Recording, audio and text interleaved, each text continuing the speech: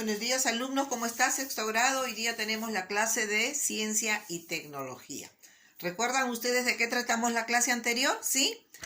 Pues hablamos de los seres bióticos, ¿verdad? Habíamos dicho que la naturaleza estaba compuesta por los seres bióticos y los seres abióticos. Y hablamos de los seres bióticos. Habíamos dicho que todo ser biótico es aquel ser que es capaz de realizar procesos de intercambio de materia y de energía con el medio ambiente y de reproducir réplicas iguales o parecidas de sí mismo.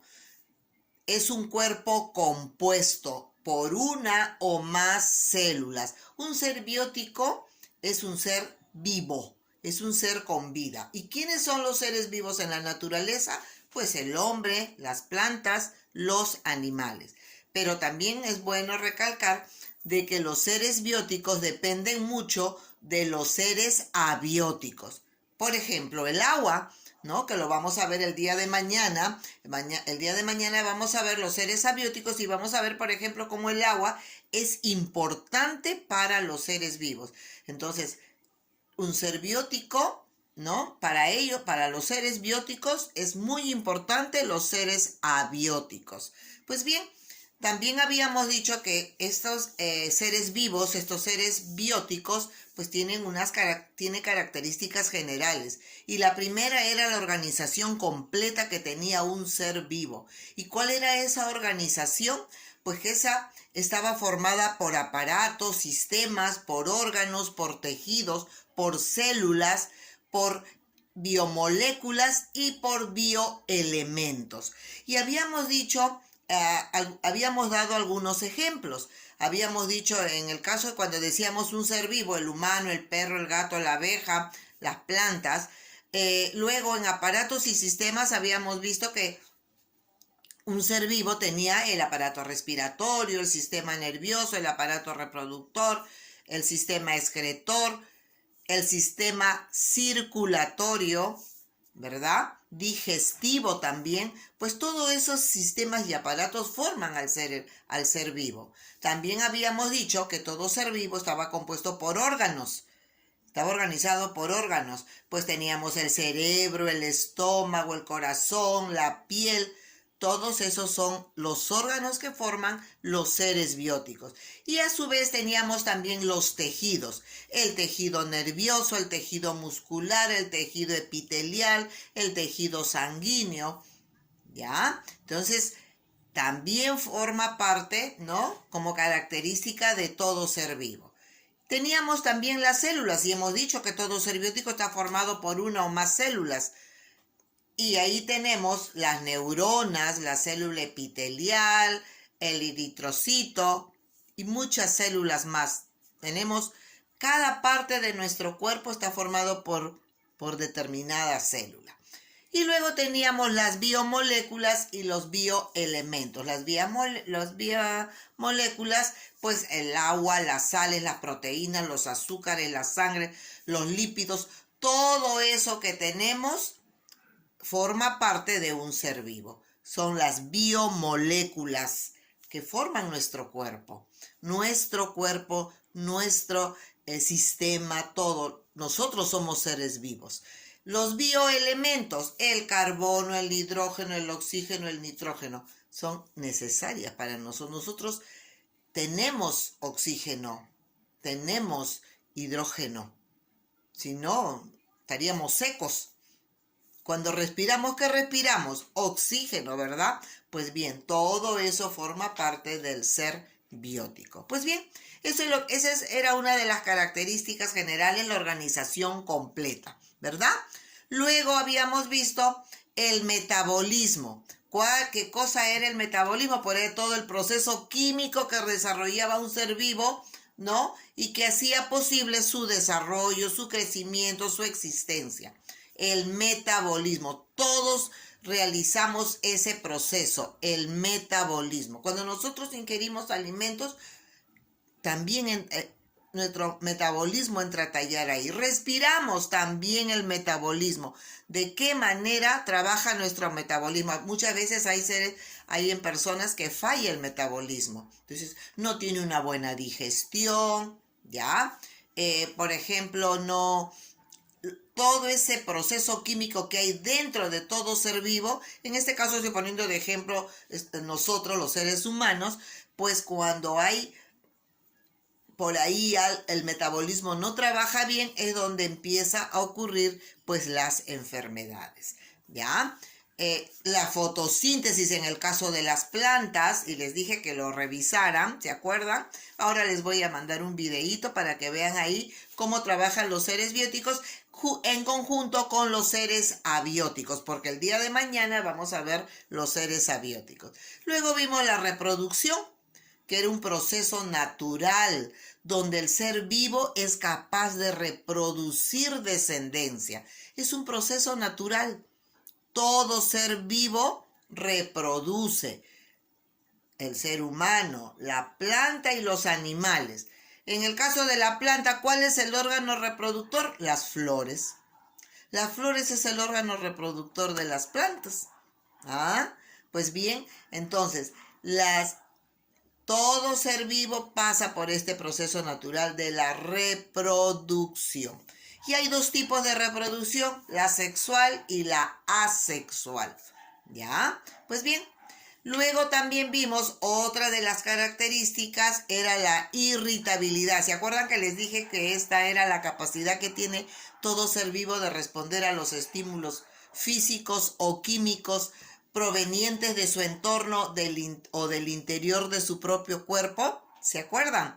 Pues bien, esa es cómo respondes tú ante un estímulo. ¿Se acuerdan que les hablé del miedo? ¿Cómo era? A ver, habían personas que les puse de ejemplo las películas de terror, o de repente personas que procesan de diferente manera el miedo. Ante algo se quedan estáticos, otros reaccionan, corren, otros no, se quedan paraditos. Pues bien, esa capacidad que tienen los seres vivos para responder se llama irritabilidad. Luego teníamos la homeostasis, también otra capacidad de todo ser vivo que le permite mantener las condiciones de su medio interno. Y les hablé de la temperatura, ¿no? Cómo nosotros somos capaces de mantener nuestra temperatura. Hay personas que mantienen una temperatura alta, y les hablé de que habían personas, por ejemplo, en pleno invierno, estaban pues andando así con manguita corta, no tenían frío. Pues, ¿por qué? Porque son capaces de mantener, ¿no?, esa temperatura de ellos. No se les va. En cambio, hay otros que no, se les baja la temperatura, son muy friolentos, ¿ya? Pues bien, yo hoy día les estoy dejando, ahora sí, la tarea, pero no sin antes hablar del proceso, uno de los procesos, que es el del metabolismo de la fotosíntesis. Acuérdense que les dije que ustedes averiguaran. Acuérdense que la fotosíntesis es un proceso que realizan las plantas, no para producir su propio alimento. Ellos fabrican su propio alimento. ¿Y qué necesitamos para que la planta realice la fotosíntesis? Pues necesitamos del agua, necesitamos de la luz solar, necesitamos de la clorofila, ¿ya? La fotosíntesis, nosotros cuando regamos una plantita, ¿qué hace? Echamos el agüita a la tierra, pues esa agüita tiene sales, minerales, todo, es absorbida por la raíz, la cual va a ir a los tallos. En el tallo van a haber dos partes, que son los vasos leñosos y los vasos liberianos. Pues el agua sube por los vasos leñosos y se va a todas las partes del cuerpo de la planta hasta llegar a las hojas. Y recuerden que las hojas son verdes porque contienen una sustancia llamada clorofila. Pues en las hojas es donde se realiza la fotosíntesis. Ahí va a recibir la luz solar, llegó el agua, las sales minerales, y ahí está la clorofila. Pues eso va a producir lo que le llamamos el almidón, los azúcares, que va a ser el alimento de la planta. Una vez producido eso, que se juntó todo y se produce el alimento, todo ese alimento empieza a bajar por los vasos liberianos.